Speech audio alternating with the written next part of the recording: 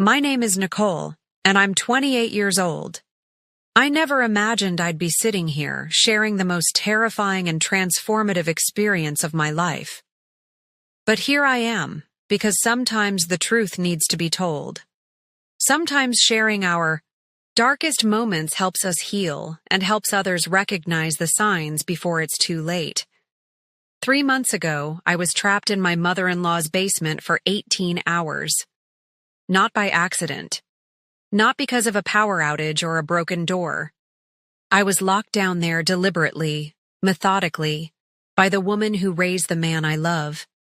The woman who smiled at our wedding. The woman who baked me birthday cakes and called me daughter.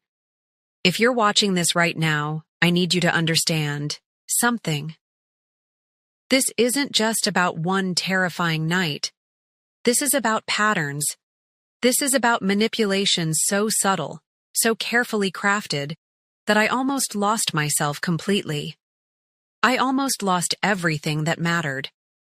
The basement was pitch black. The air was thick and musty, filled with the scent of old cardboard and something else I couldn't identify. Something that made my skin crawl. I sat on that concrete floor, my back against the cold stone wall, listening to footsteps above me.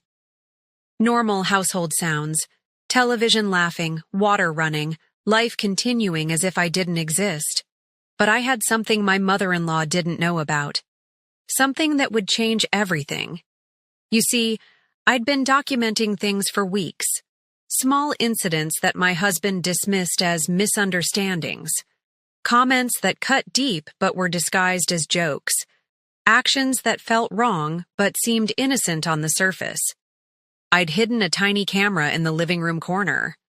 Just a precaution. Just insurance against my own doubt. That camera captured everything. The planning, the phone calls, the moment she led me downstairs under false pretenses and turned that key. The moment my entire world shifted on its axis. If you are watching this right now, drop a comment letting me know where you are viewing from.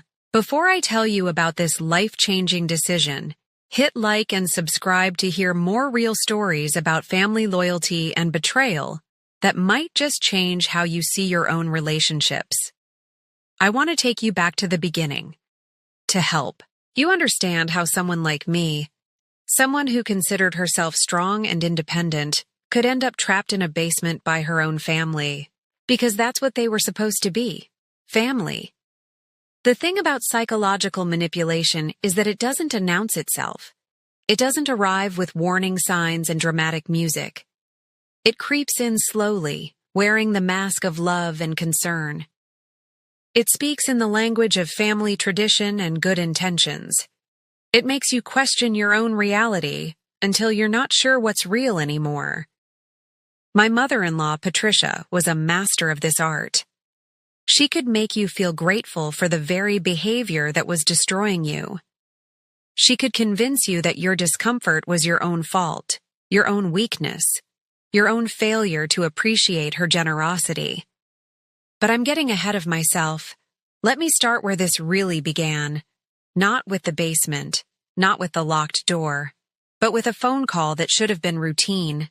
A conversation that should have been simple, a moment that revealed the carefully constructed web I'd been living in without even knowing it. The call came on a Tuesday morning in October.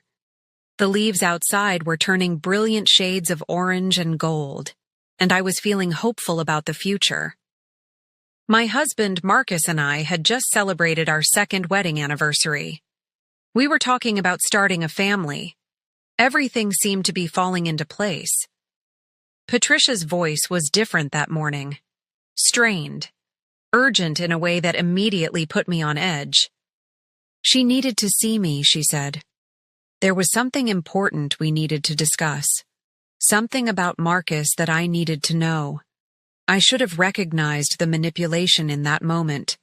The way she positioned herself as the keeper of crucial information. The way she made it seem like my marriage depended on this conversation. But I was still operating under the assumption that family members have your best interests at heart. That assumption nearly cost me everything. Have you ever felt like you were walking into a trap but couldn't see the wires? That's exactly what that Tuesday morning felt like. Every instinct screamed danger, but my rational mind couldn't identify the threat. After all, this was my mother-in-law. The woman who'd welcomed me into the family with open arms. What could possibly go wrong? I had no idea that I was about to discover the difference between family by blood and family by choice. I was about to learn that sometimes the people closest to us are capable of the greatest betrayal. Let me paint you a picture of my life before everything changed. I met Marcus 4 years ago at a coffee shop downtown. He was reading a philosophy book and drinking black coffee, completely absorbed in his thoughts. When he looked up and smiled, I felt something shift inside me. Something that felt like coming home. Marcus was everything I'd been looking for, without knowing it. Kind but not weak.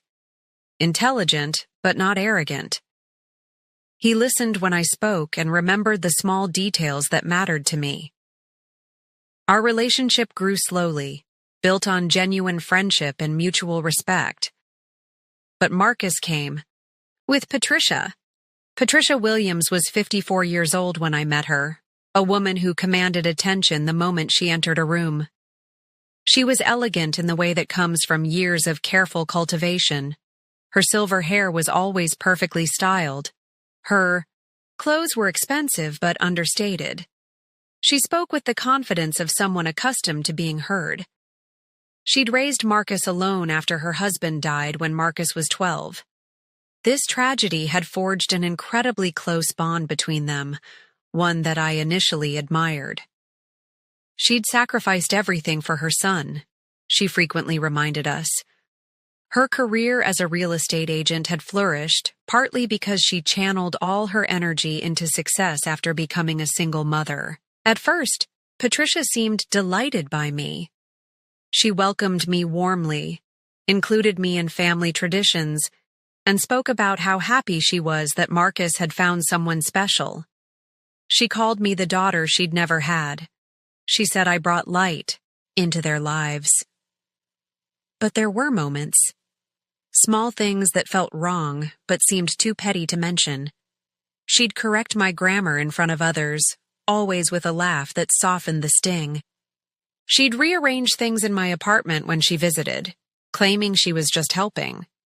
She'd make comments about my clothes, my career, my friends, always couched in concern for my well-being.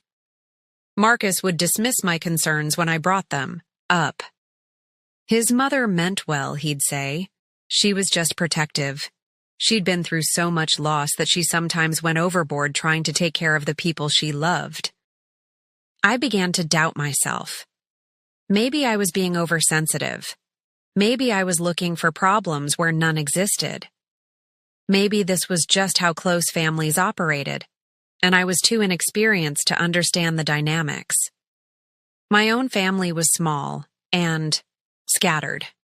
My parents had divorced when I was 10. My mother lived across the country with her new husband. My father was career military, stationed overseas more often than not. I'd grown up largely independent, making my own decisions and solving my own problems.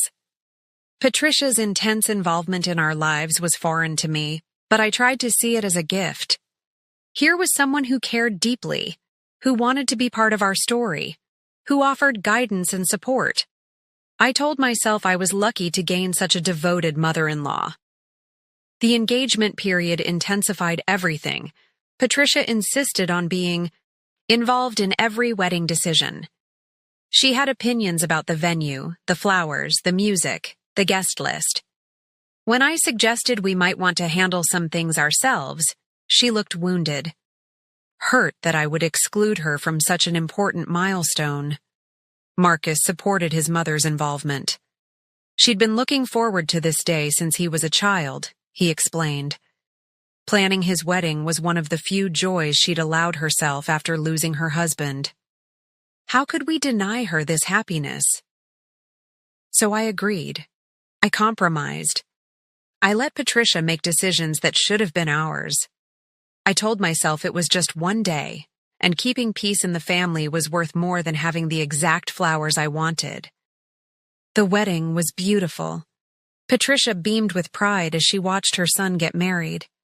In her toast, she spoke about gaining a daughter and expanding their family circle.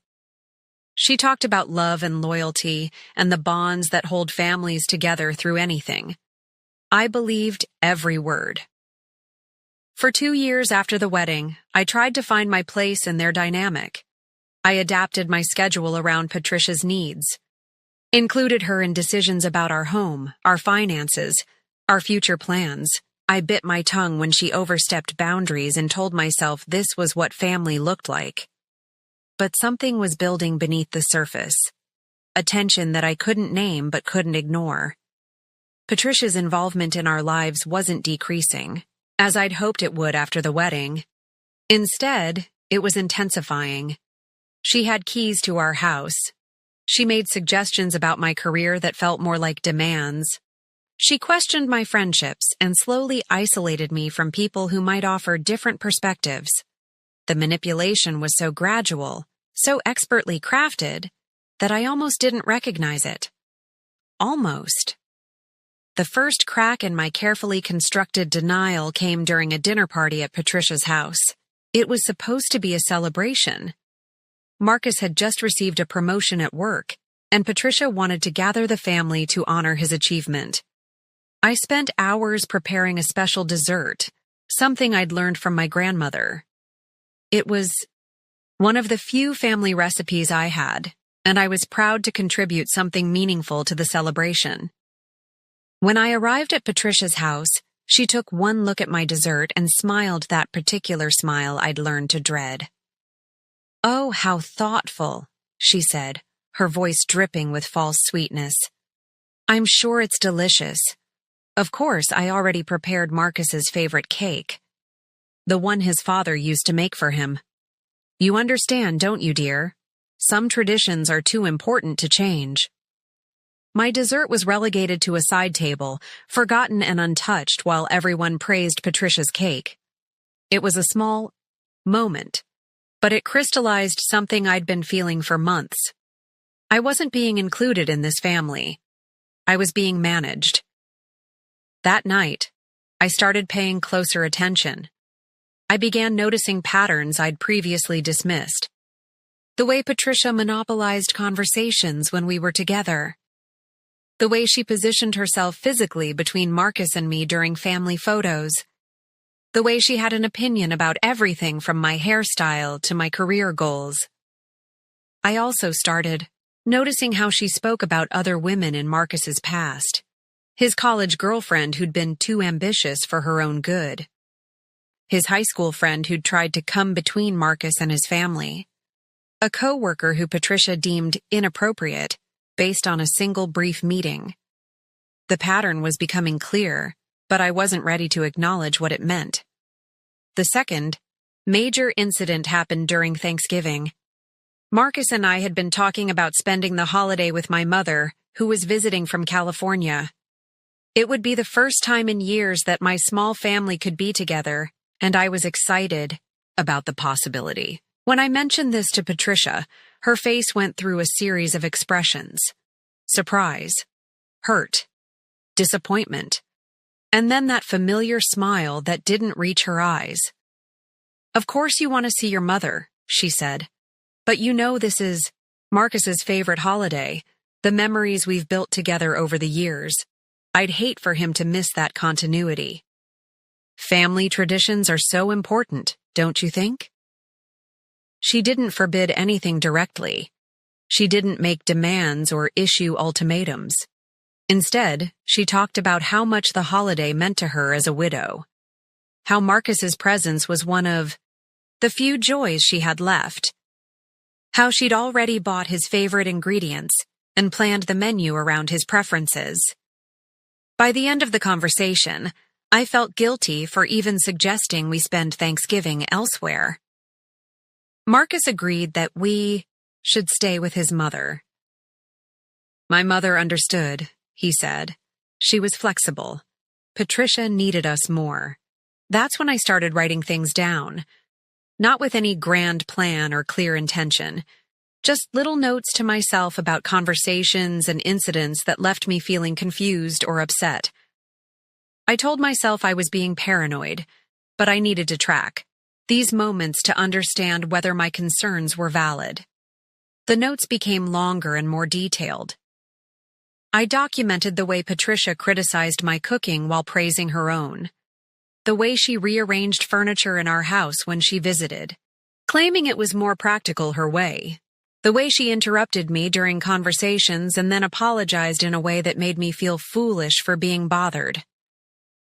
Marcus began to seem different too, more distant, more critical of things he'd previously appreciated about me. When I mentioned feeling overwhelmed by his mother's involvement in our lives, he accused me of being ungrateful. Patricia had given us so much, he said. The least we could do was appreciate her generosity.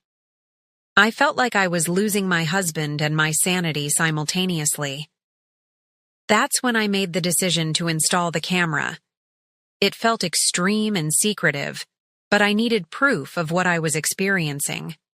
I needed validation that I wasn't imagining things or being overly sensitive. The camera was tiny, barely visible, positioned to capture the main living area of Patricia's house where most of our family gatherings took place.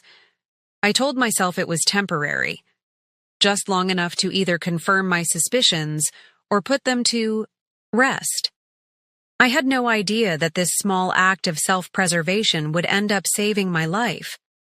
Have you ever made a decision that seemed minor at the time but changed everything? That camera was mine. The morning Patricia called, I almost didn't answer. Something in her voice had been different lately. More urgent, more intense, like she was building up to something significant. But I answered anyway, because that's what good daughters-in-law do. That's what I'd been trained to do. "Nicole, dear," she said, her voice tight with emotion. "I need to see you today. It's about Marcus. There are things you need to know. Things I've been protecting you from, but I can't anymore. It's not fair. To you." My stomach dropped. In the 2 years I'd known Patricia, she'd never admitted to protecting me from anything. She'd always positioned herself as transparent and forthcoming. This felt different, dangerous. "What kind of things?" I asked, trying to keep my voice steady. "Not over the phone," she said quickly. "This needs to be said face to face. Can you come over this afternoon? Marcus is at work, so we can speak. Privately. It's important, Nicole. Your marriage might depend on it." Every instinct I had screamed danger, but I couldn't identify the threat. This was my mother-in-law, the woman who'd raised the man I loved. What could she possibly tell me that would be so devastating? I drove to her house that afternoon with my hands shaking on the steering wheel. The October air was crisp and clean, but I felt suffocated, like I was driving toward some inevitable collision that I couldn't avoid. Patricia's house was a beautiful 2-story colonial with a perfectly manicured lawn. She'd lived there for 23 years, raised Marcus there, built a life there. It should have felt safe and familiar. Instead, it felt like a trap waiting to spring. She answered the door wearing her usual perfect smile, but her eyes were different, harder, more calculating. She led me inside and offered tea, going through the motions of hospitality while tension crackled in the air between us. "I need to show you something," she said, leading me toward the basement door. "I've been keeping some of Marcus's things down there, things from his past relationships, things I thought you should see." The basement door was heavy oak, painted white to match the trim throughout her house. She opened it and flicked on the light, revealing wooden steps that descended into shadows. The air that drifted up smelled stale and wrong. "Go ahead," she said, gesturing for me to go first. "The boxes are on the far wall." Every survival instinct I possessed told me not to go down those stairs, but rational thought overruled intuition. This was Patricia, my family. What was the worst that could happen? I descended the steps slowly, my hand trailing along the wooden railing. The basement was larger than I'd expected, filled with storage boxes and old furniture. Patricia followed, behind me, her footsteps echoing on the wooden stairs. "There," she said, pointing to a corner where several cardboard boxes sat stacked against the stone wall. Marcus's college things, letters from his ex-girlfriend, photos, things that might help you understand who you really married. I walked toward the boxes, my heart pounding with a mixture of dread and curiosity. Behind me, I heard Patricia's footsteps retreat back toward the stairs. Then I heard something that made my blood freeze. The click of a lock turning. I spun around just as the basement light went out, plunging me into complete darkness. Above me, I heard Patricia's voice, but it sounded different now. Cold, triumphant. "I'm sorry it had to be this way, Nicole," she called through the door. "But you never understood your place in this family. You kept trying to change things, to take Marcus away from me. I couldn't let that happen." I ran to the stairs, stumbling in the darkness, and pounded on the door. The handle wouldn't turn. I was locked in. "Patricia!" I screamed. "Let me out! What are you doing?" "Teaching you a lesson," came her voice from above. "About respect, about family loyalty, about knowing your place." I heard her footsteps moving away from the door, and then silence. Complete, terrifying silence. The darkness was absolute. I couldn't see my hand in front of my face. The air was thick and stale, heavy with the scent of old cardboard and something else. Something that made my skin crawl. I fumbled for my phone, grateful when the screen lit up and provided a small circle of light. No signal. The basement was like a concrete tomb, blocking all communication with the outside world. That's when the real terror set in. This wasn't a misunderstanding or a momentary lapse in judgment. This was planned. Deliberate. My mother-in-law had lured me here specifically to trap me. I spent the first hour in denial. This had to be some kind of misunderstanding. Patricia would realize what she'd done and come back to let me out. We'd laugh about it later. A silly mistake that got out of hand. But as the hours stretched on, reality settled in like a physical weight on my chest. I was trapped, deliberately, by someone I'd trusted. I used my phone's flashlight sparingly, knowing I needed to conserve the battery. In the pale light, I explored my prison. The basement was larger than it had seemed from the stairs, extending under most of the house. Storage boxes lined the walls, filled with Christmas decorations and old furniture. And then I found them. The boxes Patricia had mentioned. Marcus's college things, but they weren't what she'd described. Inside, I found letters she'd written to Marcus's previous girlfriends. Threatening letters, warning them to stay away from her son. Letters that revealed a pattern of interference and manipulation that went back years. I found printed emails between Patricia and Marcus's college roommate, where she'd paid him to report on Marcus's activities and relationships. I found receipts for a private investigator she'd hired to follow his high school girlfriend. The woman I'd trusted as a mother figure was a master manipulator who'd been systematically destroying her son's relationships for years. And I was just the latest target. Hours passed. I tried to stay calm, to think rationally, but panic kept clawing at my throat. What if she left me here overnight? What if something happened to her and no one knew where I was? That's when I remembered my hidden camera. If Patricia had been planning this, if she'd made phone calls or prepared in advance, the camera might have captured something. But more importantly, if Marcus came home and found me missing, he might check the footage, I called Marcus repeatedly, but every call went straight to voicemail. I sent text messages, but they wouldn't deliver without a signal. I was completely cut off from the outside world. Around midnight, I heard footsteps above me. Patricia was moving around the house, going through her normal evening routine. Television, sounds, running water, the mundane activities of daily life while I sat trapped in her basement. I screamed until my throat was raw, but the sound barely penetrated the thick basement door. No one could hear me. The longest night of my life stretched endlessly ahead of me. I dozed fitfully against the cold stone wall, waking every few minutes, in terror.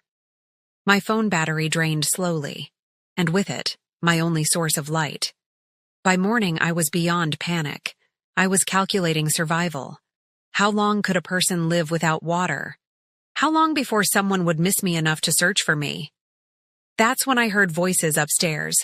Marcus's voice, angry, demanding, and Patricia's voice, higher pitched than usual, defensive. I screamed with everything I had left, pounding on the basement door with my fists until they were bloody. The voices stopped. Footsteps approached the door. "Nicole?" Marcus's voice, filled with disbelief and horror. "I'm here," I sobbed. "I'm down here." The lock clicked, and the door flew open. Light flooded down the stairs, temporarily blinding me. Marcus's silhouette appeared at the top of the stairs, and I've never been so happy to see another human being in my life. He carried me up those stairs like I weighed nothing, his face a mask of fury and confusion. Behind him, Patricia stood in her pristine kitchen, still wearing her perfect smile, but her eyes held a wildness I'd never seen before. "There must be some explanation," she was saying. "The door must have gotten stuck. These old houses, No. I had no idea Nicole was down there. But Marcus had seen the footage from my hidden camera. He'd watched his mother plan this entire scenario. He'd seen her lock me in that basement deliberately, methodically. The police arrived within minutes. Patricia was arrested for unlawful imprisonment and assault. As they led her away in handcuffs, she looked at me with pure hatred. "You destroyed our family," she hissed. "You took my son away from me." But she was wrong. She'd destroyed her own family with her need to control and manipulate. I'd simply refused to disappear quietly. 1 year later, I'm sitting in the home Marcus and I bought together. A house that Patricia has never seen. A place that belongs entirely to us. Marcus and I went through months of therapy after that night. The trauma of discovering that his mother had deliberately hurt me was almost more than he could process. The woman who'd raised him, who'd sacrificed everything for him, had revealed herself to be someone entirely different from who he thought he knew. Patricia was sentenced to 2 years in prison for unlawful imprisonment. During the trial, other women came forward. Marcus's ex-girlfriends who'd experienced similar harassment and intimidation. A pattern of behavior that stretched back over a decade. Marcus testified against his own mother. It was the hardest thing I've ever watched someone I love go through. The guilt and confusion nearly broke him. How do you reconcile loving someone with accepting that they're capable of such cruelty? But here's what I learned through this experience, and this is important for anyone watching who might be dealing with family manipulation or control. Love doesn't justify abuse. Family doesn't excuse harmful behavior. And loyalty to people who hurt you isn't loyalty at all. It's self-destruction. I learned that healthy families support your independence, not undermine it. They celebrate your achievements instead of diminishing them. They respect your boundaries instead of constantly pushing past them. I also learned that sometimes the people we love most are capable of betraying us in ways we never imagined possible. That knowledge is painful, but it's also liberating. Because once you see manipulation clearly, it loses its power over you. Marcus and I are stronger now than we were before. We've learned to recognize red flags and trust our instincts. We've built our own traditions and chosen our own family. We've created boundaries that protect our relationship from external interference. We've also learned the difference between being family-oriented and being family-controlled. We can love and honor our relatives while still maintaining our independence and making our own decisions. If you're watching this and recognizing patterns in your own life, please listen to your instincts. Document concerning behavior. Trust your gut when something feels wrong, even if you can't articulate why. I want to address those of you who might be dealing with controlling in-laws or family members right now. You're not crazy. You're not oversensitive. If someone is making you doubt your own reality, that's not love. That's manipulation. Create your support system outside the family dynamic. Find friends and advisors who can offer perspective without the emotional baggage of family loyalty. Sometimes outsiders can see patterns that we're too close to recognize. And please, please, trust yourself. Your feelings are valid. Your boundaries matter. Your well-being is important, regardless of what anyone else tells you about family obligation or loyalty. As for Patricia, we haven't spoken since the trial. Marcus visits her occasionally in prison, but their relationship will never be the same. She still maintains that she was trying to protect him from me. She still believes she was justified in her actions. Some people never learn. Some people never change. And that's not your responsibility to fix. I want to ask you something, and I really want you to think about this. Have you ever felt like you were walking on eggshells around a family member? Have you ever found yourself apologizing for things that weren't your fault, just to keep peace? Drop a comment and let me know. Share your story if you feel comfortable. Sometimes knowing we're not alone in these experiences is the first step toward healing. If you found this story helpful or eye-opening, please hit the like button. It really helps more people find content like this. And if you want to hear more real stories about family dynamics, manipulation, and finding your own strength, please subscribe and turn on notifications. I also want to encourage you to share this video with someone who might need to hear this message. Sometimes we can see patterns in our friends' lives more clearly than in our own. Be that supportive voice for someone you care about. Remember, you deserve relationships that build you up instead of tearing you down. You deserve family members who celebrate your happiness instead of undermining it. And you deserve to trust your own judgment about what feels right and wrong in your life. Thank you for watching, for listening, and for being part of this community. Your support means everything to me, and I hope my story helps someone out there recognize their own strength and worth. Until next time, trust yourself, protect your peace, and remember that chosen family can be just as powerful as biological family, sometimes more so.